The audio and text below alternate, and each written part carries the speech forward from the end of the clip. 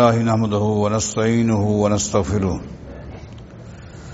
ونعوذ بالله من شرور أنفسنا وسيئات أعمالنا من يهده الله فلا مضل له ومن يضلل فلا هادي له وأشهد أن لا إله إلا الله وحده لا شريك له وأشهد أن محمدا عبده ورسوله أما بعد فإن خير الحديث كتاب الله وخير الهدي هدي محمد صلى الله عليه وسلم وشر الأمور محدثاتها وكل محدثة بدعة وكل بدعة ضلالة وكل ضلالة في النار. اعوذ باللہ من الشیطان الرجیم بسم اللہ الرحمن الرحیم والسابقون الاولون من المہاجرین والانصار والذین اتبعوهم بإحسان رضی اللہ عنہم ورضوا عنہ.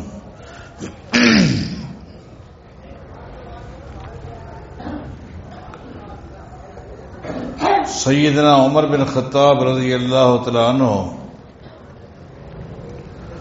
اگرچہ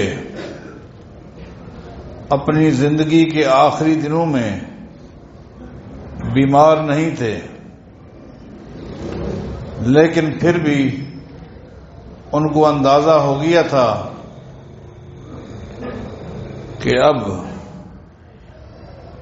یہ آخری مراحل ہیں. ان کو یہ اندازہ کیسے ہوا تھا؟ نمبر ایک، ان کی ذات کے حوالے سے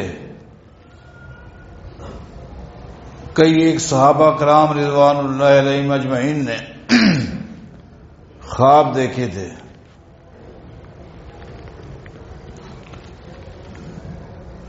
جیسا کہ ابو موسیٰ الاشعری رضی اللہ تعالیٰ عنہ نے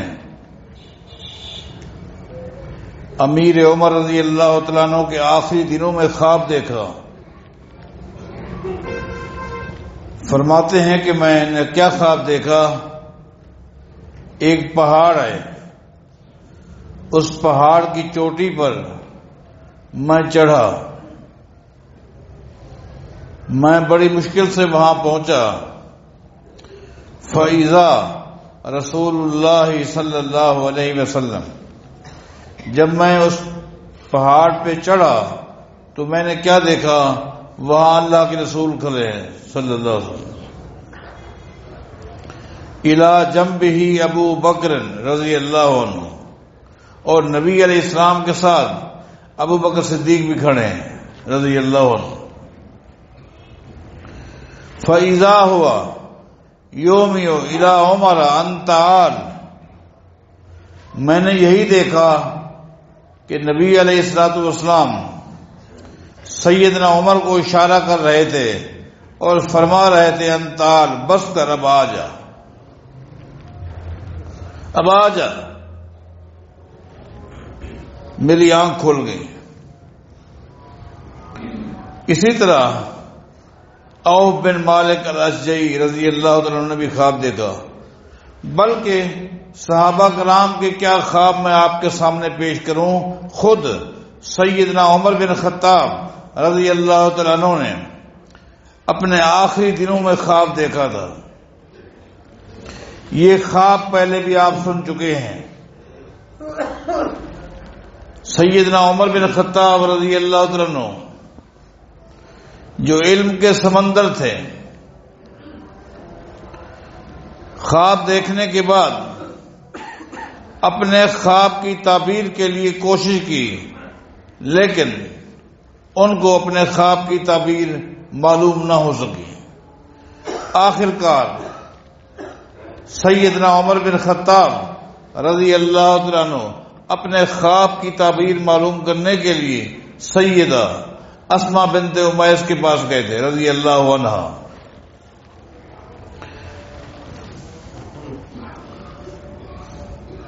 آپ کو میں نے بتایا تھا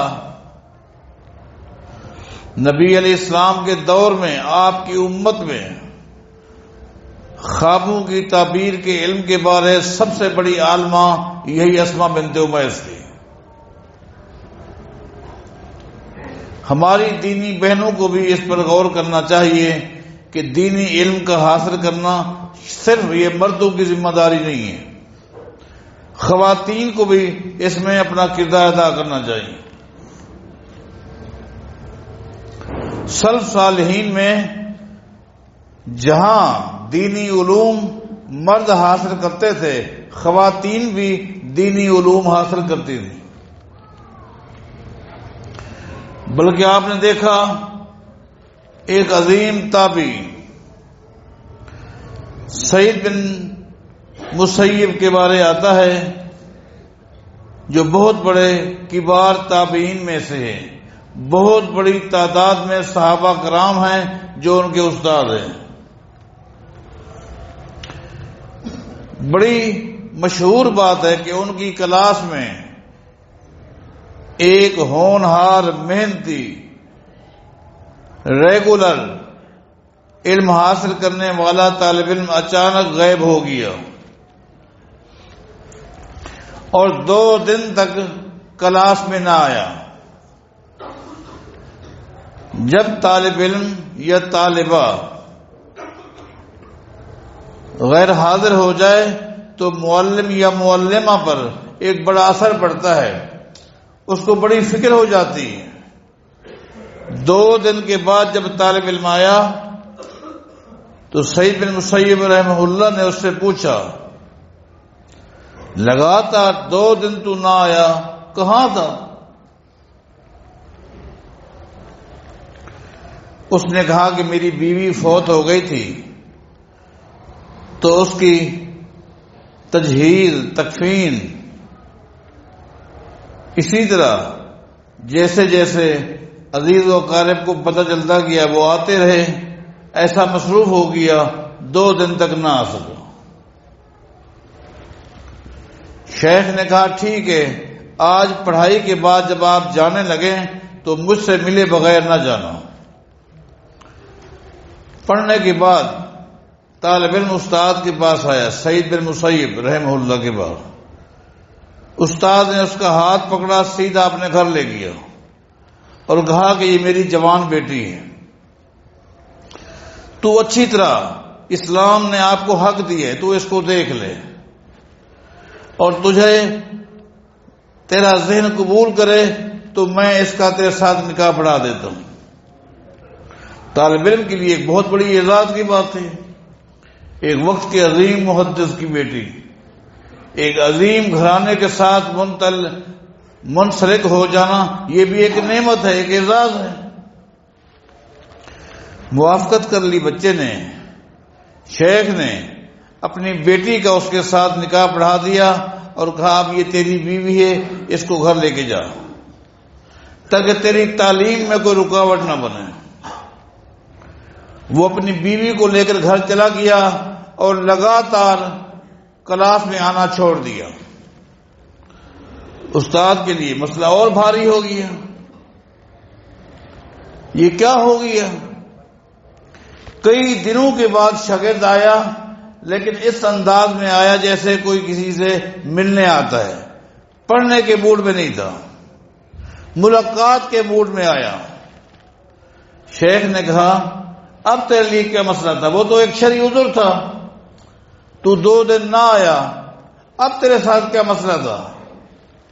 شاگرد نے کیا کہا کہ میں نے اندازہ لگایا اللہ تعالیٰ نے آپ کے سینے میں، آپ کے دل میں قرآن و حدیث کا جو علم رکھا ہے، آپ کے ذریعے وہ علم آپ کی بیٹی کے سینے میں منتقل ہو چکا ہے۔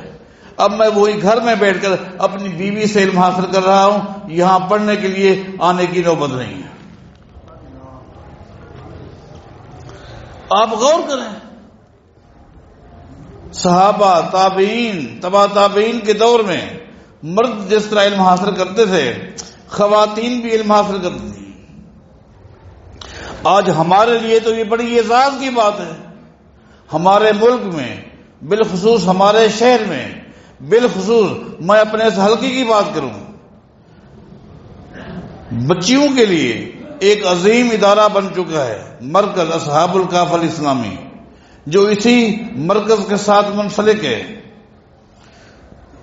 بڑی قابل، محنتی معلمات، مدرسین پڑھا رہے ہیں، لیکن مجھے دکھ کے ساتھ یہ کہنا پڑتا ہے جتنا توقع تھی کہ یہاں کے لوگ اپنی بچیوں کو دینی علوم کے لیے وقف کریں گے، وہ چیز نظر نہیں آ رہی۔ کلاسیں ہیں، بچیاں ہیں، پڑھائی ہو رہی ہے، لیکن جو توقع تھی وہ توقع مجھے نظر نہیں آ رہی۔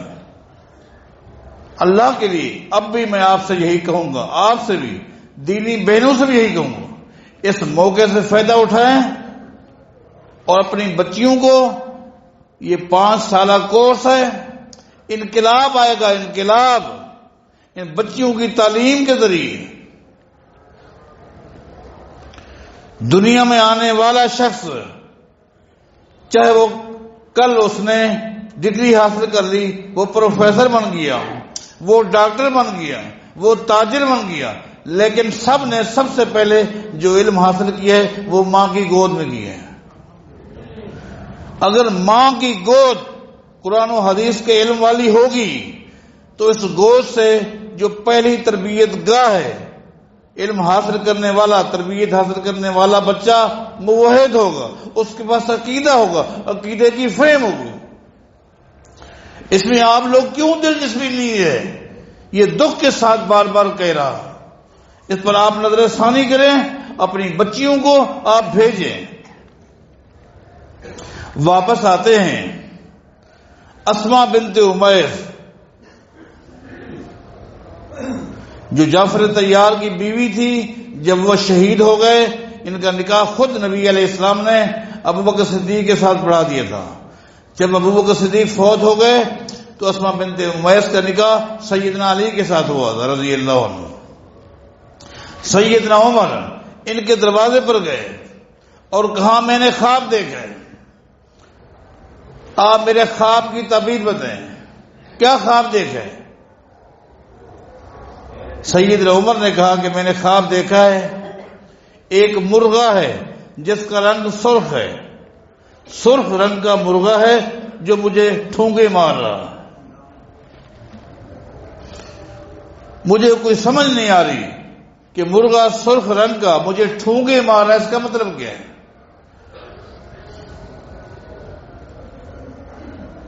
سیدہ اسماء بنت امیس رضی اللہ عنہا نے فرمایا اے امیر المومنین، اس خواب کی تعبیر یہ ہے اب آپ ہمارے مہمان ہیں،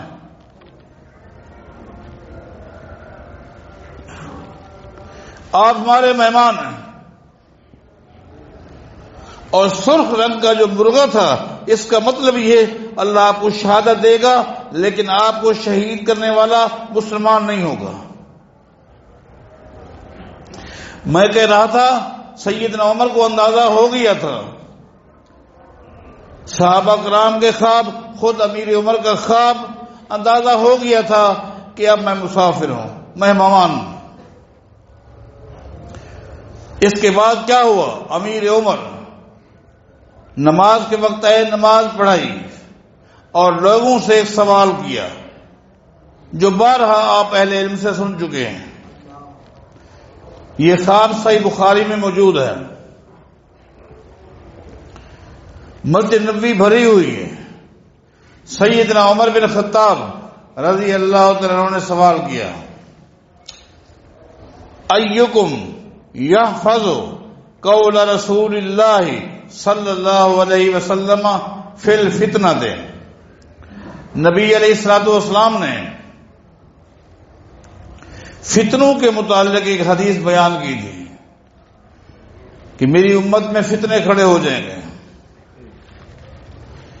فتنوں کے متعلق جو نبی علیہ السلام کی حدیث ہے وہ آپ میں سے کس کو یاد ہے؟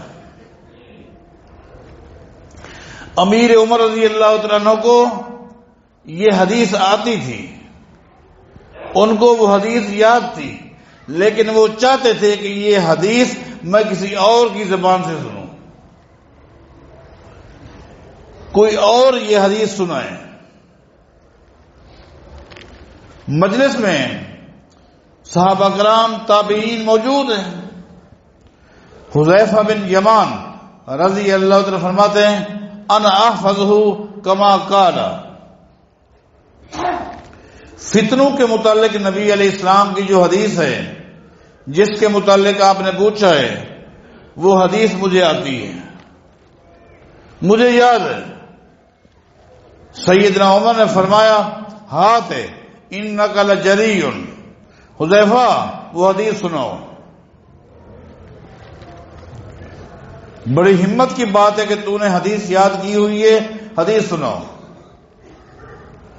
حذیفہ بن یمان رضی اللہ تعالیٰ عنہ نے فتنوں کے بارے ایک حدیث سنائی کہ نبی علیہ السلام نے فرمایا تھا فتنۃ الرجل فی اہلہ و مالہ و نفسہ و جارہ و ولدہ یکفرھا الصیام والصلاۃ والصدقۃ والامر بالمعروف والنہی عن المنکر. کہ نبی علیہ السلام نے فرمایا تھا میری امت کے ایک ایک گھر میں فتنے شروع ہو جائیں گے, گھر گھر میں. فرمایا کہ ایک وقت آئے گا ایک ایک گھر کے اندر فتنہ کھڑا ہو جائے گا. میاں بیوی کے درمیان اختلاف, جھگڑے, لڑائیاں اے دن. کبھی ددیال والے, کبھی ننیال والے, کبھی سسرال والے صلح کے لیے آ رہے ہیں. بچوں کی آپس میں لڑائی ہو جائے گی, بھائی بھائی کی نہیں بنتی, بہنیں آپس میں اختلاف کرتی ہیں. جھگڑے کا سبب, لڑائی کا سبب مال ہوگا.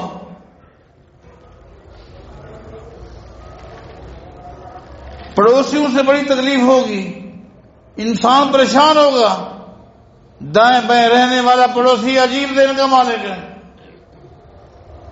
فتنے ہوں گے اور غیر اخلاقی جملے نکلیں گے زبان سے, اور دونوں طرف سے مسلمان ہوں گے. گھر کے افراد سارے مسلمان ہوں گے, لڑائیاں ہوں گی. لیکن ان پر بھی نبی علیہ السلام فرماتے ہیں اللہ تعالیٰ کی مہربانی ہوگی, اس لیے وہ نمازیں پڑھیں گے, روزے رکھیں گے, صدقہ خیرات کریں گے, اچھے اچھے کام کریں گے. انہی اچھے کاموں کی برکت سے ان کے جو اختلافات ہیں ان اختلافات پر جو ان کے کھاتے میں گناہ لکھے جائیں گے ان نیکیوں کی برکات سے وہ گناہ مٹتے رہیں گے.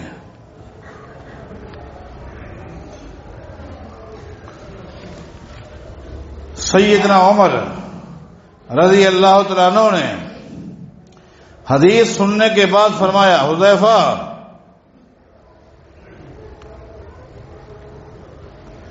میں نے اس حدیث کے بارے تو سے نہیں پوچھا, میرا سوال اس حدیث کے حوالے سے نہیں تھا جو حدیث تو نے سنائی ہے.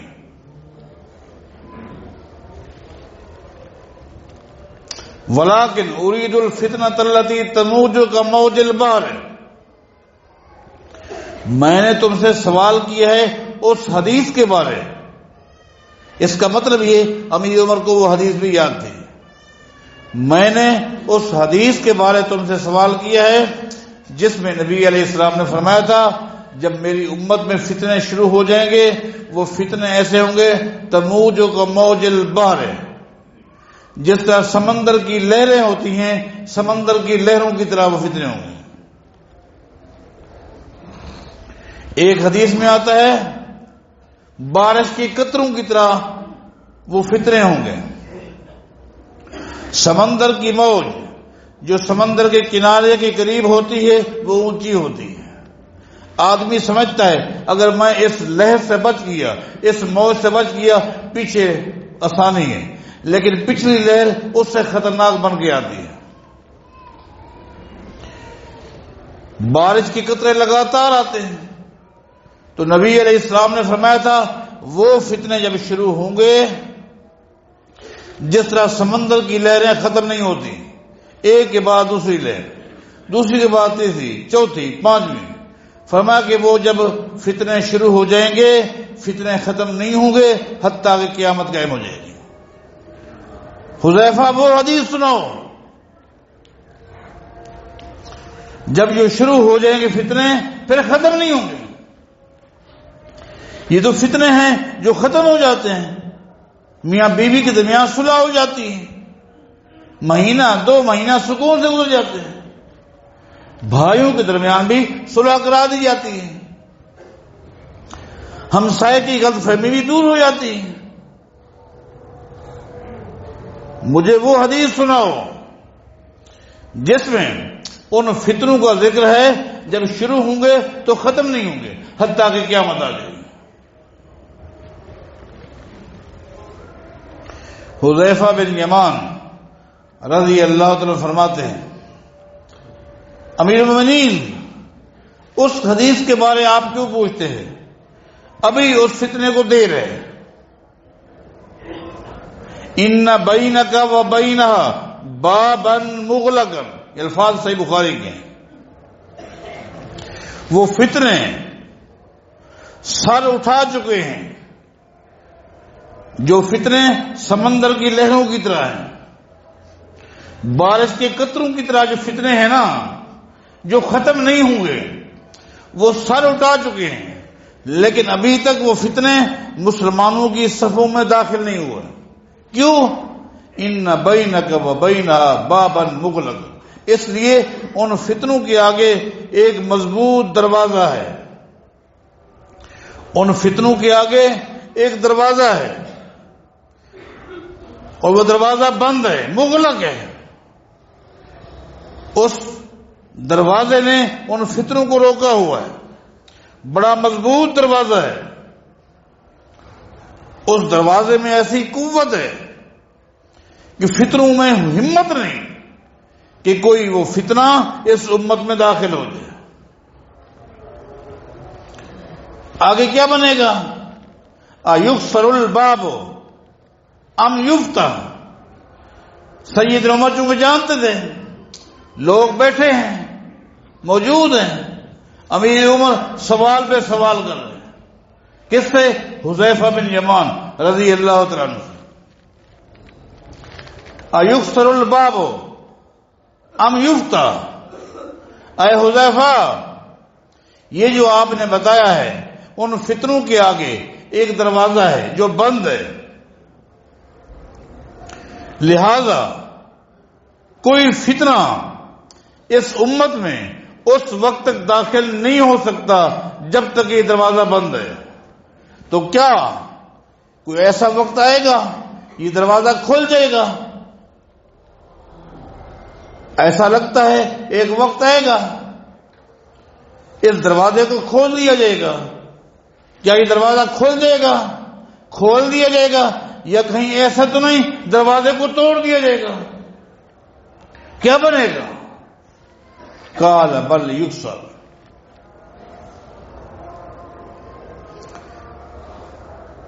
قال بل یکسر. سیدنا حذیفہ رضی اللہ عنہ فرماتے ہیں، امیر المومنین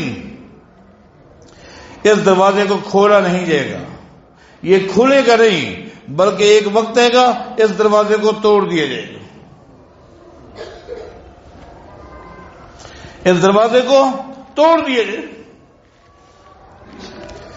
جب دروازے کو توڑ دیا جائے گا تو پھر وہ فتنے ایک دم اس امت میں داخل ہو جائے گا.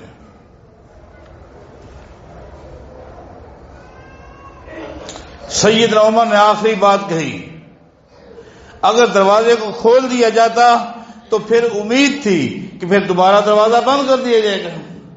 اگر دروازے کو توڑ دیا جائے گا اس کا مطلب یہ دروازہ پھر واپس بند نہیں ہوگا، دروازہ ٹوٹ جائے گا. یہ بات کہتے ہوئے سیدنا عمر روتے ہوئے اپنے گھر چلے گئے. لوگوں نے حذیفہ بن یمان کو گھیر لیا اور کہا، ہم یہ سمجھتے ہیں اہم ترین ایک سوال باقی تھا جو آپ سے امیر المومنین نے نہیں کیا. کیا سوال؟ لوگوں نے کہا اس دروازے کا تعارف تو ہونا چاہیے تھا. اتنا طاقتور دروازہ، اتنا مضبوط دروازہ، جس دروازے میں اللہ نے ایسی قوت رکھی ہے، ایسی طاقت رکھی ہے کہ اس نے تمام آنے والے فتنوں کو روکا ہوا ہے. کوئی ایک فتنہ بھی اس امت میں داخل نہیں ہو رہا، تو اس دروازے کا تعارف تو ہونا چاہیے تھا. وہ دروازہ کیا ہے؟ یہ تو اہم سوال تھا. پتہ نہیں عمر بن خطاب نے کیوں نہیں کیا آپ سے.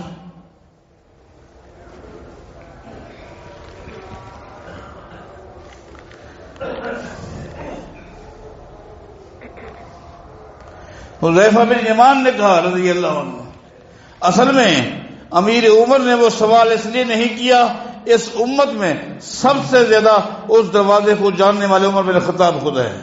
یہ جانتے ہیں، وہ جانتے تھے، وہ دروازے کے بارے علم رکھتے تھے، اس لیے انہوں نے سوال نہیں کیا اور وہ چلے گئے. مسروق نے کہا ٹھیک ہے، سیدنا عمر کو معلوم تھا، انہوں نے نہیں سوال کیا. ہمیں تو علم نہیں ہے،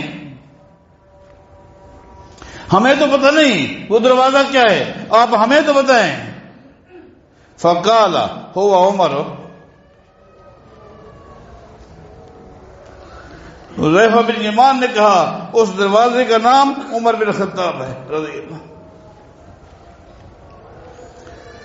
شریعت کا مضبوط دروازہ،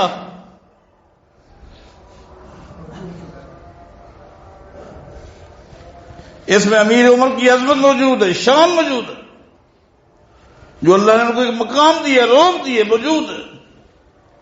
اور اس میں سید عمر بن خطاب کی شہادت کا ذکر بھی ہے کہ وہ دروازہ کھولا نہیں جائے گا بلکہ توڑ دیا جائے گا.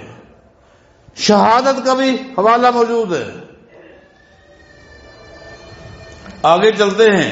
سید عمر تو سیدھے روتے ہوئے گھر چلے گئے. جب گھر گئے، گھر میں ان کی بیٹی حفصہ رضی اللہ عنہا بھی آئی ہوئی ہے.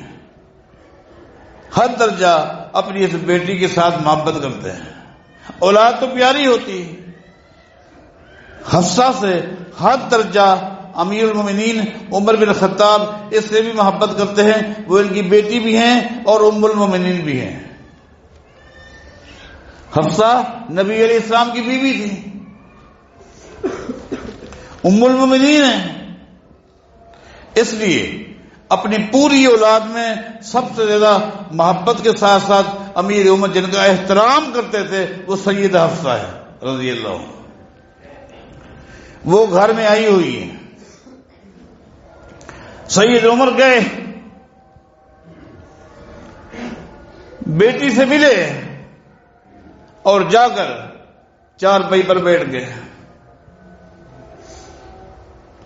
بعض روایتوں کے مطابق چٹائی پر جا کر بیٹھ گئے. بہرحال بیٹھ گئے اور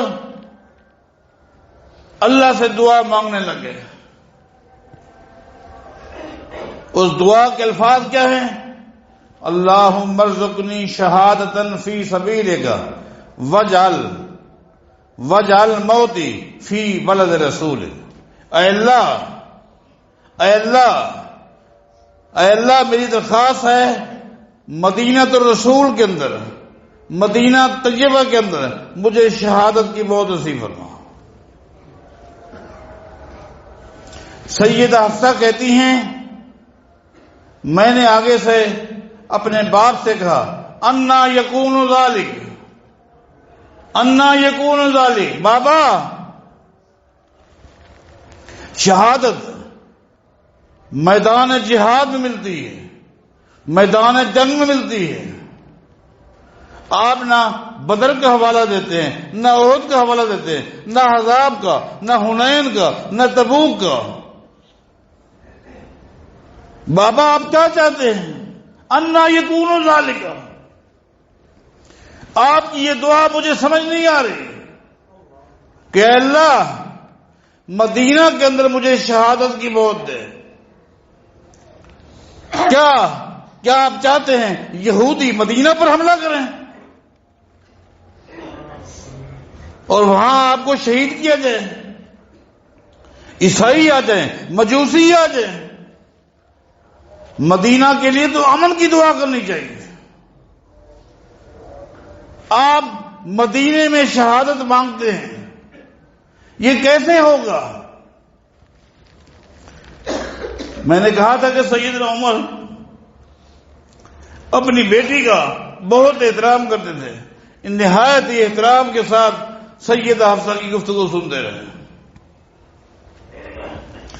جب سیدہ حفصہ کی گفتگو مکمل ہو گئی، سیدنا عمر نے سر اٹھایا اور ایک چھوٹا سا جملہ کہا، یاتی بہ اللہ اذا تشاء اذا تشاء، یاتی بہ اللہ اذا تشاء۔ حفصہ، میں نے تجھ سے دعا نہیں مانگی، میں نے یہ دعا رب سے مانگی ہے، اور رب ہر چیز پر قادر ہے۔ اللہ ہر چیز پر قادر ہے، وہ چاہے مدینے کے اندر مدینے کے ماحول کو خراب کیے بغیر، کسی کافر کو مسلط کیے بغیر رب قادر ہے، چاہے تو عمر کو مدینے کے اندر ہی شہادت کی موت دے سکتا۔ میں نے مدینے کے لیے مدینے کی درخواست کی ہے اللہ کے آگے۔ شہادت کا تو سید عمر کو یقین تھا کہ مجھے ملنی تو شہادت ہے، یہ تو انہیں یقین تھا۔ انہیں یہ کیسے یقین تھا؟ اس لیے کہ صحیح بخاری کی حدیث ہے، صحیح بخاری کی حدیث ہے۔ ایک دن نبی علیہ السلام احد پہاڑ پر تشریف لے گئے، آپ کے ساتھ ابو بکر صدیق بھی ہیں رضی اللہ عنہ، آپ کے ساتھ عمر بن خطاب بھی ہیں رضی اللہ عنہ، آپ کے ساتھ عثمان بن عفان بھی ہیں رضی اللہ عنہ۔ حدیث میں آتا ہے ایک دم احد پہاڑ ہلنے لگ گیا، حرکت میں آ گیا۔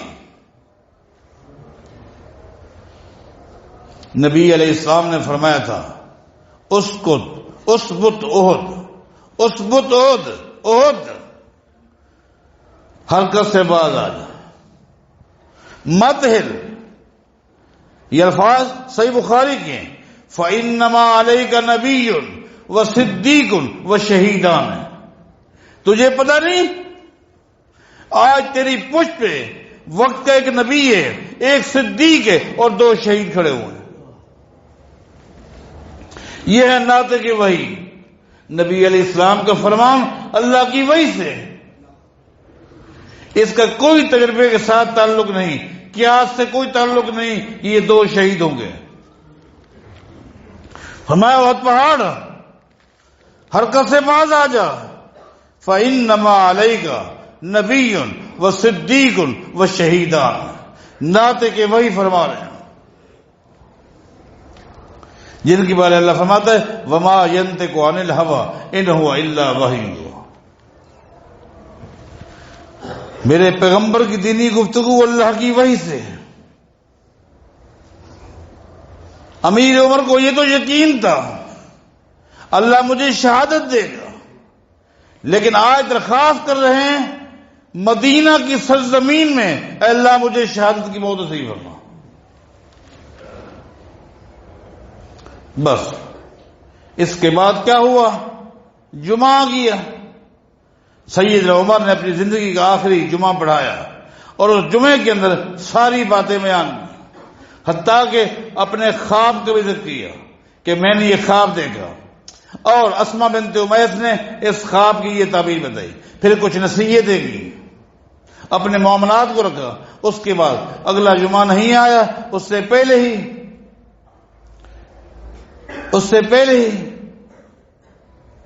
صبح کی نماز کے لیے مصلی پر گئے، نماز شروع کی، قرات شروع کی، ایک مجوسی نے آ کر خنجر جلایا، جو اگلی صف میں کھڑا تھا اور بغل میں خنجر کو چھپا کے کھڑا تھا۔ امیر عمر پر اس نے 2 وار کیے، آتے باہر آ گئے، لیکن میں حیران ہوتا اس کنڈیشن میں بھی سیدنا عمر کو نماز کے بارے اتنا احساس تھا، خالی زبان سے نہیں بول سکے، لیکن ہاتھ سے پیچھے عبد الرحمن بن عوف کھڑے تھے، ان کو کہا کہ تم نماز پڑھو تاکہ مسلمانوں کی نماز نہ رہے۔ اس کے بعد کا معاملہ آپ جانتے ہیں، اللہ تعالیٰ نے اپنے پاس بلا لیا، صحابہ کا وہ خواب بھی صادق بن گیا، امیر عمر کا وہ خواب بھی، اسماء بنت امیس کی وہ تعبیر بھی۔ اللہ، صحیح مسلم میں آتا ہے صحابہ کرام ان کے تینوں کے تعلق، دوستی، محبت کو ملاتے اور یہ کہا کرتے تھے، لوگوں کچھ کام بندے کے اختیار میں ہوتے ہیں، کچھ کام ایسے ہوتے ہیں جو بندے کے اختیار میں نہیں ہوتے، رب کے اختیارات میں ہیں۔ اب آپ حیران ہو جائیں گے، کیا کہتے ہیں؟ توفی رسول اللہ صلی اللہ علیہ وسلم وہو ابن 63، کہ جب نبی علیہ السلام دنیا سے روانہ ہوئے آپ کی عمر مبارک 63 سال تھی، آپ کی عمر 63 سال تھی، اللہ نے آپ کو بلا لیا۔ آگے فرماتے ہیں وَتُوفِيَ ابو بکر رضی اللہ عنہ وہو ابن 63، ابو بکر صدیق کی جس وقت 63 سال عمر ہوئی اللہ نے ابو بکر کو بلا لیا۔ وَتُوفِيَ عمر بن الخطاب وہو ابن 63، عمر بن خطاب کی جب 63 سال عمر ہوئی اللہ نے عمر کو بلا لیا۔ کیا موافقت ہے! اللہ ہم سب کو ان صالحین کے نقش قدم پر چلنے کی توفیق عطا فرمائے۔